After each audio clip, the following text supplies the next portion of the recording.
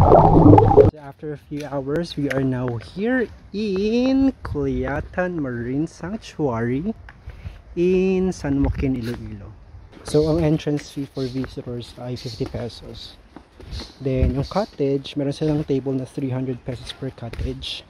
And meron silang closed cottage na worth 500. So mura na rin. Given ang layo-layo ng lugar na to. Sobrang layo.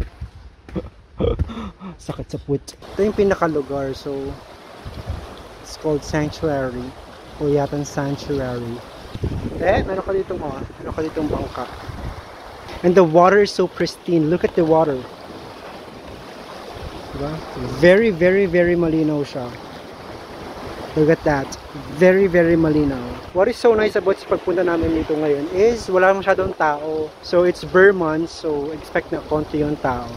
Kung sawa ka na sa beach, you can go sa may shore area niya. Yung shore area is actually full of greens and stones. You just need to bring your sleepers para hindi ka tusok-tusok yung paa mo.